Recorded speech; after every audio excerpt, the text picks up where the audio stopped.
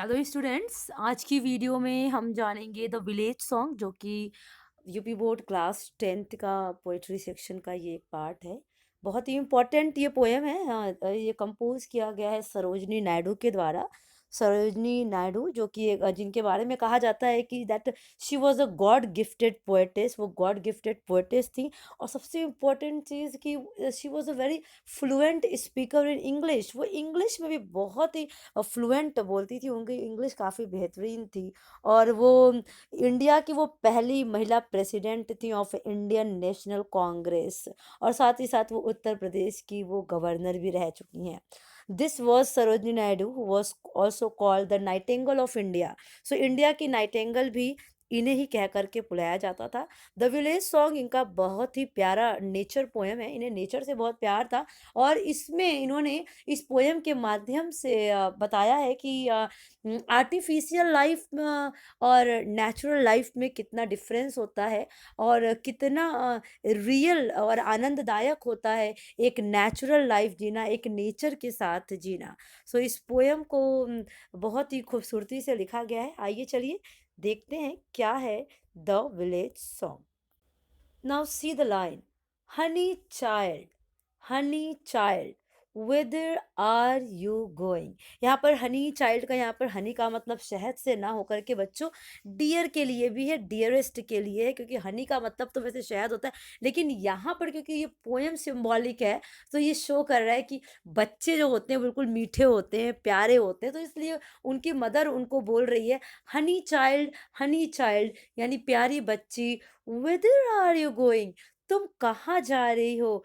Would you cast your jewels all to the bridges blowing? और वो बोलती है कि ये जो ज्वेलरीज जो मैंने तुम्हारे लिए बनाई है, क्योंकि माँ कह रही है कि मेरी बेटी है, मैं उसको प्यार से पाली पोसी हूँ, बड़ा कर रही हूँ, उसकी शादी करनी है, तो शादी के लिए जो ज्वेलरीज बनाई है, क्या इन सारी ज्वेलरीज को तुम हवाओं में ऐसे ही बहा दोगे? Would you cast your jewels all to the bridges blowing? ये जो अच्छी हवाएं बह रही, इसमें तुम इनको अपनी ज्वेलरीज को फेंक दोगे? इनकी कोई वैल्यू नहीं है। Would you leave the mother who on golden grain has fed you? कहती तुम अपनी उस माँ को छोड़ दोगी who on the golden grain। अभी यहाँ पर आप देखो गोल्डन ग्रेन का मतलब क्या है। गोल्डन ग्रेन का मतलब वैसे तो अनाज से है। अब यहाँ गोल्डन ग्रेन इसलिए रखा गया है क्योंकि गोल्ड हमेशा ही बच्चों कॉस्टली होता है, महंगा होता है, अच्छा होता है, अच्छा माना जाता है। तो यहाँ पे बताया जा रहा है कि जब वो बच्ची थी तो उन्होंने उसको बहुत अच्छा भोजन दिया, अच्छे से पालन पोषण किया, अच्छा खिलाया। इसलिए यहाँ पर इस वर्ड को यूज किया गया है, पोएटिक वर्ड है गोल्डन ग्रेन। कि मैंने तुमको बचपन में वो जो गोल्डन ग्रेन, जो अच्छे अच्छे भोजन खिला के मैंने तुम्हें इतना बड़ा किया, और तुम कह रही हो कि तुम जंगल में चली जाओगी। Would you grieve the lover who is riding forth to wed you? ना ग्रीव, तो यहाँ पर ग्रीव का मतलब क्या है? सैड कर देना, दुखी कर देना। कहती जो तुम्हारा लवर है, वो व्यक्ति जिससे तुम्हारी शादी कर होने वाली है, क्या तुम उसको भी दुखी छोड़ दोगी? Who is riding forth to wed you, जो कि घोड़े पर बैठकर आ रहा है। क्यों आ रहा है? टू वेड यू, तुमसे शादी करने। सो उसकी माँ उसको समझाती है कि प्यारी बच्ची तुम कहाँ जा रही हो? ये इतने अच्छी ज्वेलरीज जो मैंने तुम्हें बनाए, क्या ये तुम इनको हवाओं में ऐसे ही फेंक दोगी? क्या तुम अपनी माँ को भी छोड़ दोगे, जिसने तुमको बचपन से इतने प्यार से पाला पोसा, खिलाया पिलाया, इतना बड़ा किया? और क्या तुम अपने उस प्रेमी को भी दुखी छोड़ दोगी, जो तुम्हारे लिए घोड़े पर बैठकर आ रहा है? आई होप कि इतनी लाइन आपको बेहद क्लियर होगी। और अब चलो अपने आते हैं next. Now come to the second stanza. Mother mine, अब जब माँ बोलती है कि तुम मुझे छोड़ के जाओगी, और तुम्हारा जो हस्बैंड बनने वाला है, जो तुम्हारा पति होगा, उसे भी तुम छोड़ दोगी, दुखी कर दोगी, अपनी सारी ज्वेलरीज को छोड़ दोगी। सो ये बातें सुन के वो बच्ची क्या बोलती है? Mother mine, to the wild forest I am going. बोलती मेरी माँ, मैं जंगल में जा रही हूँ, मैं जंगली रास्तों की तरफ अब जा रही हूँ, मुझे इस संसार में नहीं रहना है। क्यों? क्यों नहीं रहना है?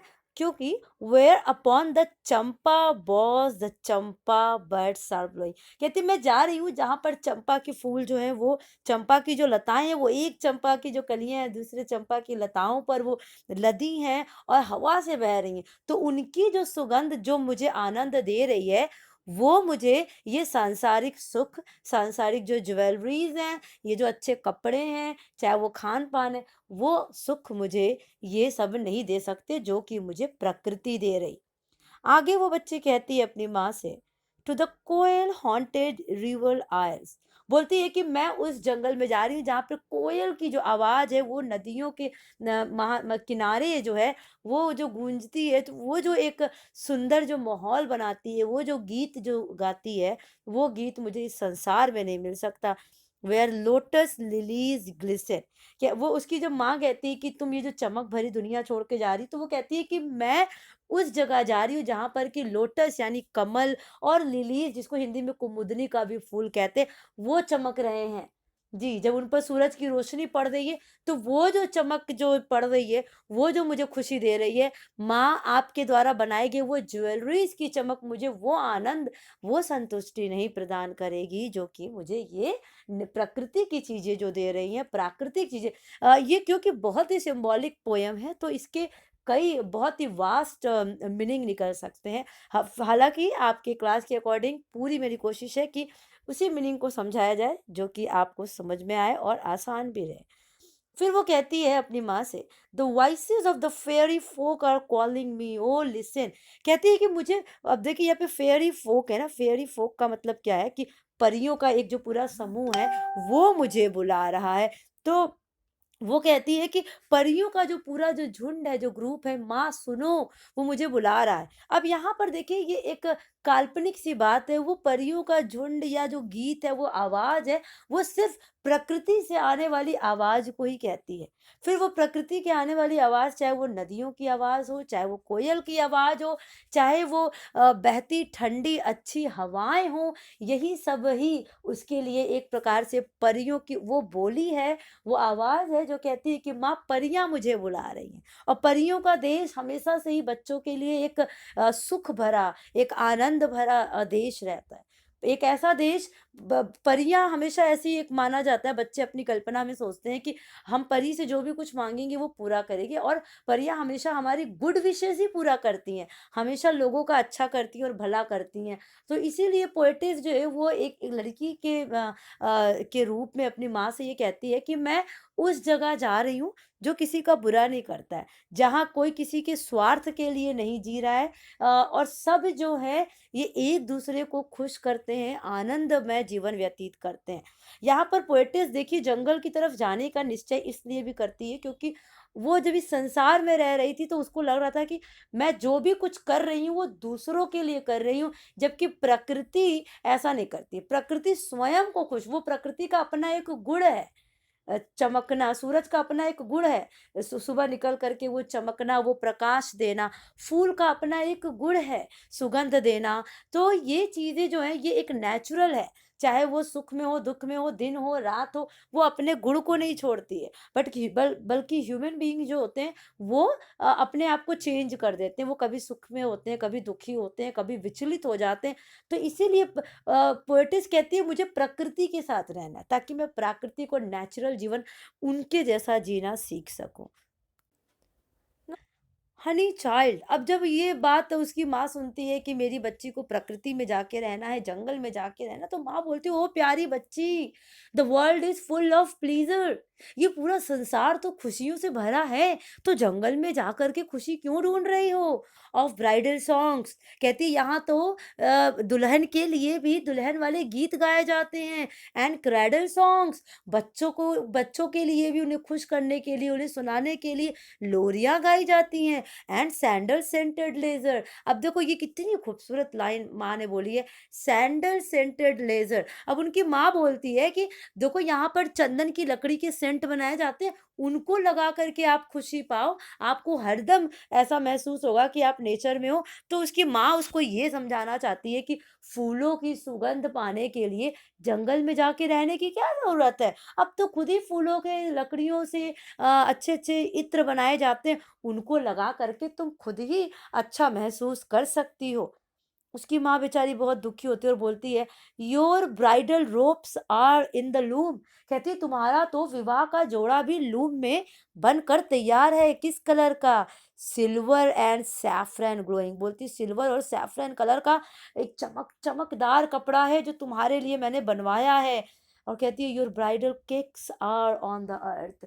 सो जब यहाँ पर देखिए ब्राइडल केक्स का मतलब सिर्फ और सिर्फ यही है कि मतलब कि जो ब्राइडल के लिए केक क्या होता है? केक जो खाने की चीज़ें होती हैं, जो अच्छी चीज़ें होती हैं। सो यहाँ पर क्या मतलब है कि ब्राइडल केक कि तुम्हारे जो विवाह के लिए जो मैंने व्यवस्था की है, जो दावत की व्यवस्था की है ऑन द अर्थ, वो बिल्कुल सब रेडी है। एकदम ऐन वक़्त पर तुम बोल रही हो कि ओह! Whether are you going? तुम्हें जाना है। और माँ बोलती है, तुम कहाँ जा रही हो बेटी? मैंने तुम्हारे लिए इतनी अच्छी-अच्छी चीज़ें तैयार की हैं और तुम जंगल में जाने की बात कहती हो। और जब ये बात बच्ची अपनी माँ के मुँह से सुनती है, तो वो मुस्कुराती है और मुस्कुराते हुए क्या कहती है, "the bridal songs and cradle songs have cadences of sorrow." वो बच्ची कहती है, "नहीं माँ, मेरे लिए तो विवाह का जो गीत बजता है और या फिर जो बच्चों को गाने वाले गीत हैं, वो मेरे लिए तो एक प्रकार से वो दुःख का लय लिए हुए होते हैं। मैं विवाह का गीत सुनती हूँ, तो उसकी लय से मैं दुखी हो जाती हूँ। बच्चों को जो लोरी जो गाए जाते हैं या जो सुलाने वाले या हँसाने वो भी बहुत दुःख वाले वो होते हैं, तो वो मुझे नहीं अच्छा लगता। वो कहती है, "वो मुझे अंदर से आनंद या खुशी नहीं देता है। मुझे क्या आनंद देता है? The laughter of the sun today." कह रही आज का जो सूरज जो चमक रहा है ना, वो मुझे खुशी दे रहा है। And the wind of death tomorrow. और वो हवाएं जो आगे चलती जा रही है, कहाँ बहती जा रही है मुझे नहीं पता। तो वो हवाएं मुझे बोलती हैं कि आने वाले कल में, हर आने वाला जो कल होगा, वो मुझे एक एक कदम मृत्यु की तरफ बढ़ाता ले जा रहा है। सो मुझे वो रियलिटी अच्छी लग रही है। मुझे उस वास्तविकता में जीना है कि हर रोज सूरज चमकता है, मुस्कुराता है। मुझे हर रोज चमकना है और मुस्कुराना है। और साथ ही साथ मुझे ये याद रखना है कि हर रोज, हर एक दिन मेरे जीवन का कम हो रहा है और इस वास्तविकता को मुझे स्वीकार करना है। जैसे हर दिन हवाएं बहती हैं, बहते हुए आगे की ओर बढ़ती है, वैसे ही मेरे भी जिंदगी का एक एक दिन मृत्यु की तरफ, आगे की तरफ बढ़ रहा है। मैंने इस वास्तविकता को स्वीकार कर लिया। वो कहती है, far sweeter sound the forest notes where the forest streams are falling. कहती है, वो दूर से जो जंगल की जो मीठी आवाज जो आ रही है, वो कोयल की, वो पत्तियों की, वो हवाओं की, वो नदियों की कलकल की आवाज जो है, वह फॉरेस्ट स्ट्रीम्स आर फॉलिंग। बोलती जो जंगल से जो झरनों की जो आवाजें जो आ रही हैं, जो गिर रही हैं, जो धाराएं जो गिर रही हैं, मुझे वो अच्छा लगता है। मुझे वो गीत चाहिए। मुझे ये गीत, मुझे विवाह का गीत नहीं सुनना है, मुझे लोरियाँ नहीं सुननी है। मुझे ये नेचुरल गीत सुनना है जो कभी भी, जिसका अंत नहीं होगा और जिसको सुनकर मैं कभी बोर नहीं होंगी। विवाह के गीत कुछ दिन बाद मुझे अच्छे नहीं लगेंगे, कुछ दिन बाद मुझे लोरियाँ नहीं अच्छी लगेंगी, बट नेचर जो है वो मुझे हमेशा ही अच्छा लगेगा। और तब वो कहती है अपनी माँ से आखिरी बार कि ओ मदर माइन, ओ मेरी माँ, आई कांट स्टे। मैं इस दुनिया में, इस सांसारिक दुनिया में नहीं रुक सकती। द फेयरी फोक और कॉलिंग, क्योंकि ये जो परियों का जो देश है, जो दुनिया है, ये मुझे बुला रही हैं, जो वास्तविकता से भरी हुई है, जहाँ कोई छल कपट नहीं है। मैं उस दुनिया में जा रही हूँ। तो बच्चों, ये थी the village song poem. I hope कि आपको बहुत अच्छे से ये पोएम समझ में भी आई होगी और पसंद भी आई होगी। डिस्क्रिप्शन बॉक्स में मैंने इससे रिलेटेड जितने भी क्वेश्चन आंसर्स हैं और उसकी सेंट्रल आइडिया है, उसकी लिंक मैंने दे दी है। आप प्लीज़ उसे वॉच कर लीजिएगा। Thank you for watching this.